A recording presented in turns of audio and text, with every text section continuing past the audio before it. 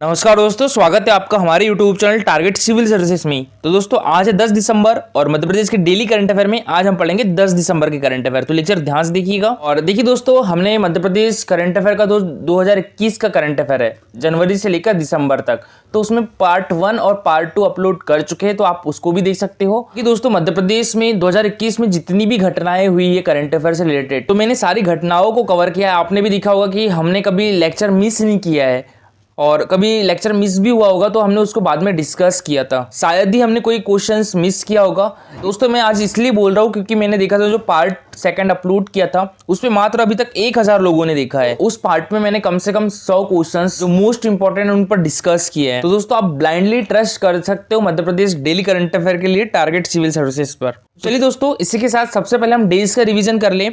1 दिसंबर को मनाया जाता है विश्व एड्स दिवस, 2 दिसंबर को राष्ट्रीय प्रदूषण नियंत्रण दिवस, 3 दिसंबर को अंतर्राष्ट्रीय विकलांग दिवस, 4 दिसंबर को भारतीय नौसेना दिवस और टाटा भील बलिदान दिवस मनाया जाता है, 5 दिसंबर को विश्व मृदा दिवस, 6 दिसंबर को महापरिनिर्वाण दिवस और 7 दिसंबर को सशस्त्र सेना झंडा दिवस और 9 दिसंबर को अंतर्राष्ट्रीय भ्रष्टाचार निरोध दिवस। देखिए दोस्तों, आज है 10 दिसंबर और 10 दिसंबर को मनाया जाता है अंतर्राष्ट्रीय मानवाधिकार दिवस। ठीक है, तो 10 दिसंबर को अंतर्राष्ट्रीय मानवाधिकार दिवस मनाया जाता है। और दोस्तों ये बहुत बार क्वेश्चन पूछा भी जा चुका है। ठीक है, तो याद रखिएगा 10 दिसंबर को अंतर्राष्ट्रीय मानवाधिकार दिवस। तो दोस्तों अंतर्राष्ट्रीय मानवाधिकार दिवस हर साल 10 दिसंबर को मनाया जाता है और यह दिवस 10 दिसंबर 1948 को अस्तित्व में आया जब संयुक्त राष्ट्र द्वारा मानवाधिकार को विश्व स्तर पर अपनाए जाने की घोषणा की थी। ठीक है दोस्तों, तो अंतर्राष्ट्रीय मानवाधिकार दिवस किसके द्वारा मनाया जाता है? संयुक्त राष्ट्र संघ के द्वारा मनाया जाता है। बात करें दोस्तों यहाँ पर संयुक्त राष्ट्र यानी यूनाइटेड नेशन की,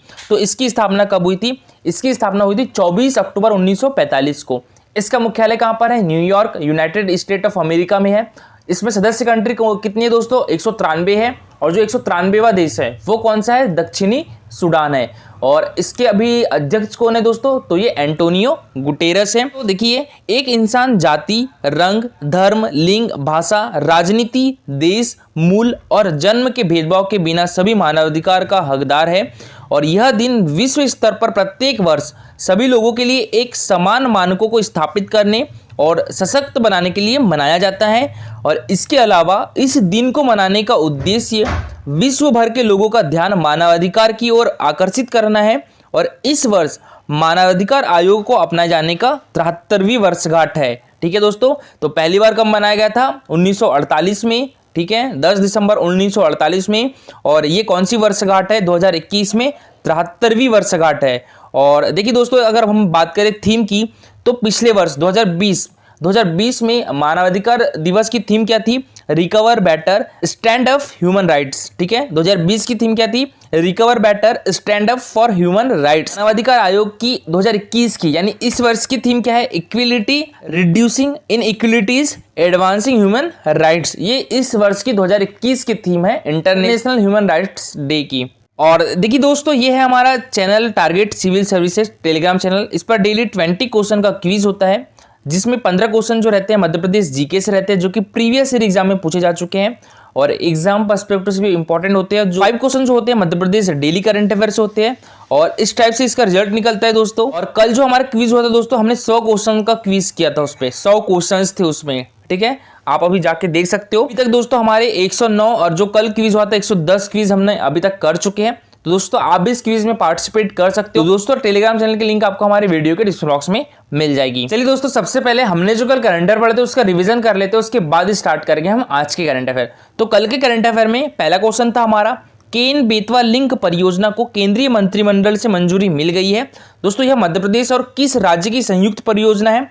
तो ये मध्य प्रदेश और उत्तर प्रदेश की। तो इसका आंसर क्या हो गया था? Option number C. ठीक है, उत्तर प्रदेश। बेतवा लिंक परियोजना ये देश की पहली नदी जोड़ो परियोजना है। और केन बेतवा लिंक परियोजना में पानी किस नदी से किस नदी की ओर जाएगा दोस्तों? तो ये केन नदी से बेतवा नदी की ओर जाएगा। ठीक है, और उत्तर प्रदेश और मध्य प्रदेश में जो पानी को लेकर विवाद था केन बेतवा लिंक परियोजना में, तो इस विवाद को सुलझाने के लिए उत्तर प्रदेश और मध्य प्रदेश के बीच एक एमओए कब साइन किया गया था दोस्तों? मेमोरेंडम ऑफ एग्रीमेंट ये 22 मार्च 2021 को साइन किया गया था। और जो केन बेतवा लिंक परियोजना है ये किस राष्ट्रीय उद्यान से होकर जाएगी दोस्तों? तो ये पन्ना राष्ट्रीय उद्यान से होकर जाएगी। ठीक है, और केन बेतवा लिंक परियोजना से हमारे मध्य प्रदेश के कितने जिले लाभान्वित हो गए दोस्तों? तो ये लगभग 10 से ज्यादा जिले लाभान्वित हो गए।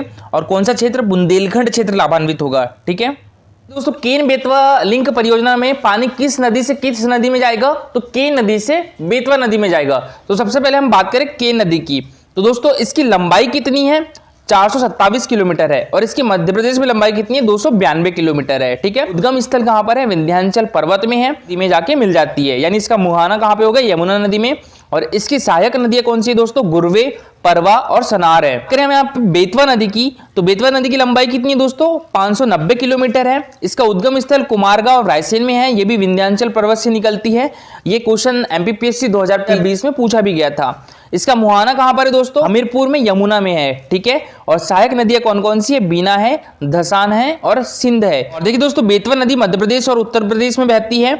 और बेतवा नदी को प्रदूषण के आधार पर मध्य प्रदेश की गंगा कहते हैं। ठीक है, तो प्रदूषण के आधार पर मध्य प्रदेश की गंगा कौन सी नदी कहलाती है? बेतवा नदी कहलाती है। और दोस्तों धार्मिक आधार पर मध्य प्रदेश की गंगा किसे कहते हैं? तो ये नर्मदा नदी को कहते हैं। ठीक है, तो ये याद रखिएगा। मध्य प्रदेश की जीवन रेखा भी कौन सी है? तो ये नर्मदा नदी है। बुंदेलखंड की जीवन रेखा किसे कहते हैं? बेतवा नदी को कहते हैं। और बघेलखंड की जीवन रेखा किसे कहते हैं? सोन नदी को कहते हैं। और मालवा की जीवन रेखा चंबल नदी को कहते हैं। और सिवनी की जीवन रेखा किसे कहते हैं? वेनगंगा नदी को कहते हैं। और देखिए दोस्तों, बेतवा नदी पर तो ये माटातीला बांध है। ठीक है, उत्तर प्रदेश और मध्य प्रदेश के बीच में है बेतवा नदी पर, तो ये याद रखिए। बेतवा लिंक परियोजना किस टाइगर रिजर्व से होकर जाएगी दोस्तों? पन्ना टाइगर रिजर्व से। दोस्तों बात करें हम यहाँ पर पन्ना राष्ट्रीय उद्यान की, तो ये किस डिस्ट्रिक्ट में है? पन्ना और छतरपुर डिस्ट्रिक्ट में है दोस्तों। इसकी स्थापना 1981 को हुई थी। इसका क्षेत्रफल कितना है? 543 किलोमीटर स्क्वायर इसका क्षेत्रफल है। और पन्ना टाइगर रिजर्व को प्रोजेक्ट टाइगर रिजर्व में कब शामिल किया गया था? 1995 में। तो दोस्तों ये भी इंपॉर्टेंट है, याद रखिएगा। केन बेतवा लिंक परियोजना किस टाइगर रिजर्व से होकर जाएगी? पन्ना टाइगर रिजर्व से।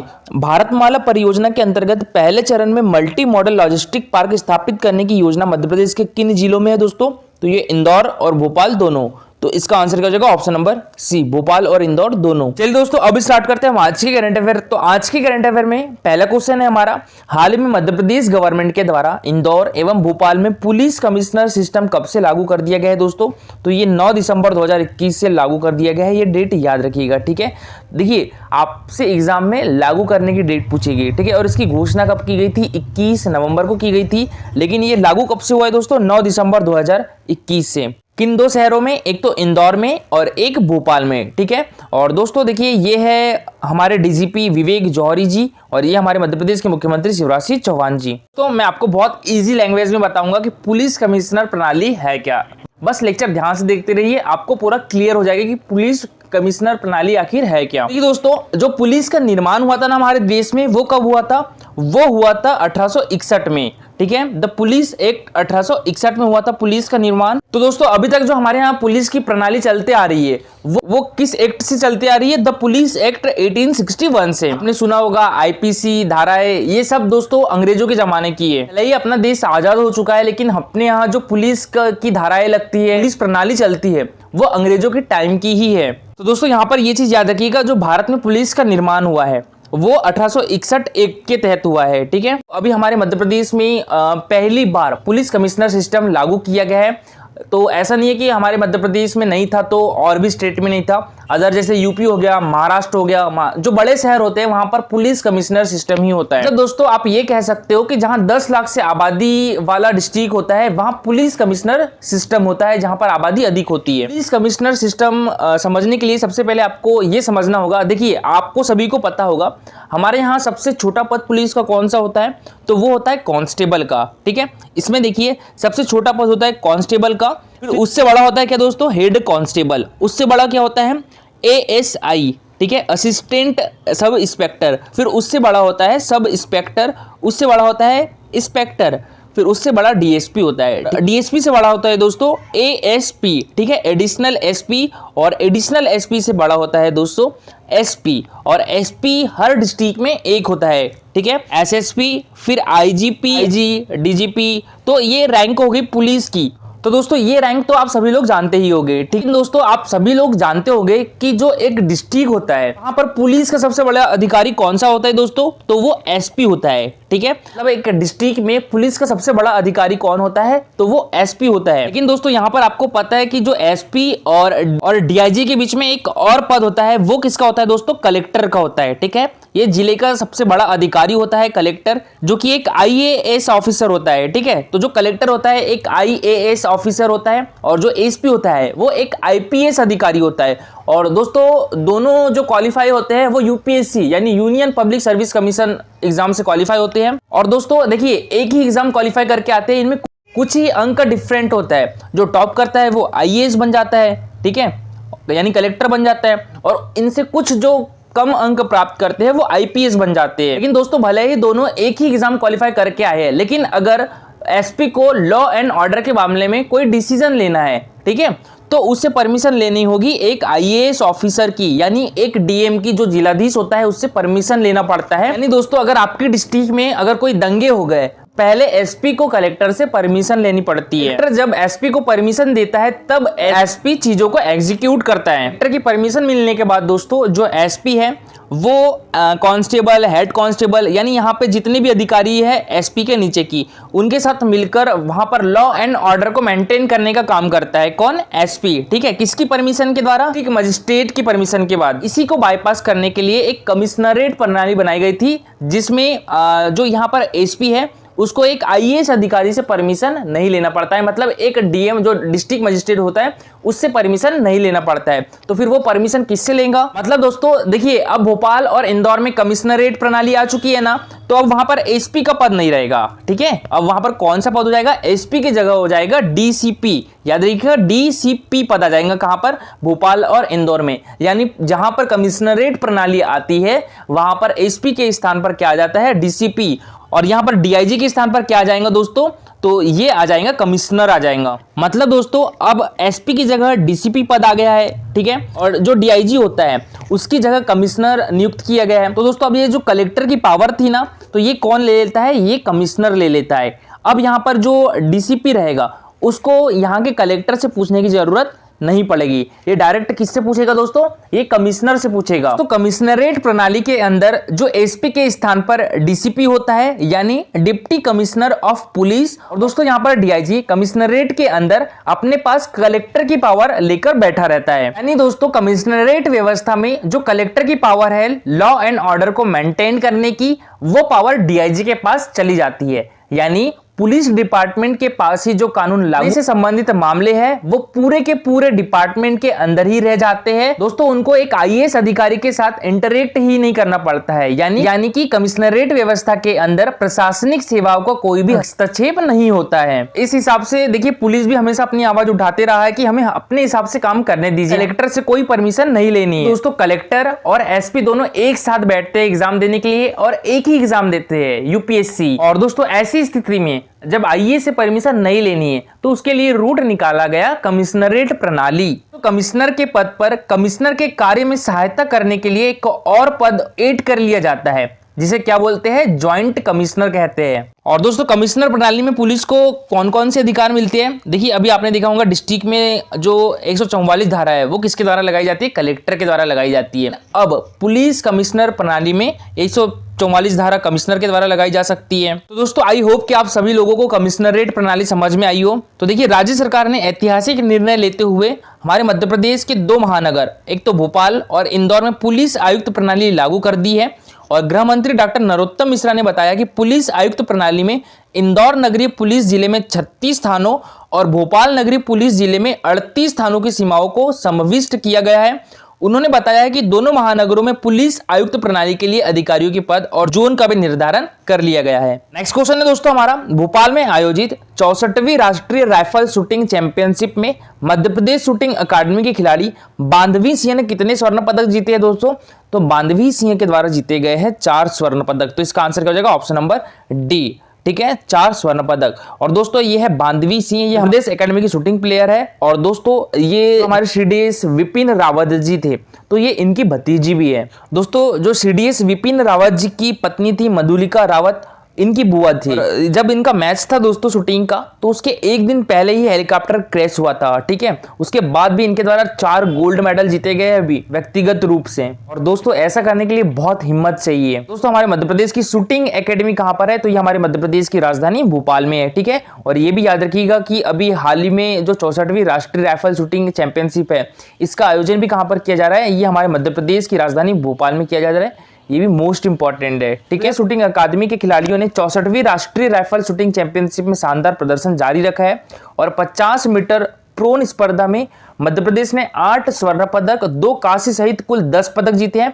इसमें से 4 स्वर्ण पदक मध्य प्रदेश शूटिंग एकेडमी की बांधवी सिंह ने जीते हैं। इसके साथ ही दोस्तों चैंपियनशिप में अकादमी के खिलाड़ियों ने अब तक कुल 42 पदक हासिल कर लिए हैं। भारतीय राष्ट्रीय राइफल संघ के संयुक्त तत्वाधान में मध्य प्रदेश शूटिंग अकादमी बिशनखेड़ी में आयोजित हो रही है और इस चैंपियनशिप में 50 मीटर राइफल प्रोन महिला वर्ग में बांधवी सिंह ने 126.0 अंक के साथ स्वर्ण पदक जीता है और तेलंगाना की सुरभि भारद्वाज ने रजत पदक, जीक्यूए की अंकिता गुप्ता ने कांस्य पदक जीता है, ठीक है।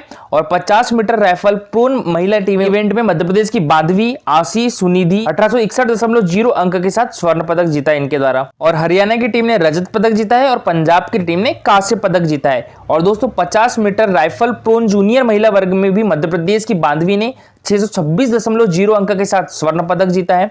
50 मीटर राइफल प्रोन जूनियर महिला टीम में भी मध्य प्रदेश की बांधवी आशी मानसी ने 1850.1 अंक के साथ स्वर्ण पदक जीता है।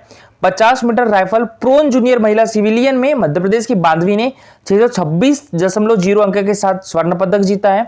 50 मीटर राइफल प्रोन जूनियर महिला टीम सिविलियन में मध्य प्रदेश की बांधवी आशी मानसी ने 1850 अंक के साथ स्वर्ण पदक जीता है। और दोस्तों कल का हमारा क्वेश्चन था निम्नलिखित में से कौन सा बांध बेतवा नदी पर नहीं है। तो दोस्तों कौन सा बांध नहीं, बाणसागर बांध नहीं, तो इसका आंसर क्या हो जाएगा, ऑप्शन नंबर डी, बाणसागर बांध। अच्छा बाणसागर बांध किस नदी पर है दोस्तों, तो ये सोन नदी पर है, ठीक है। बाणसागर बांध से ही मध्य प्रदेश, उत्तर प्रदेश और बिहार को सिंचाई का पानी मिलता है। और यहाँ दोस्तों बात करें हम सोन नदी की, तो सोन नदी किसकी सहायक नदी है, गंगा नदी की सहायक नदी है दोस्तों। सोन नदी का उद्गम स्थल कहां पर है, तो ये अमरकंटक से निकलती है, ठीक है। अमरकंटक से 2 महत्वपूर्ण नदियां निकलती है, एक तो नर्मदा और एक सोन नदी।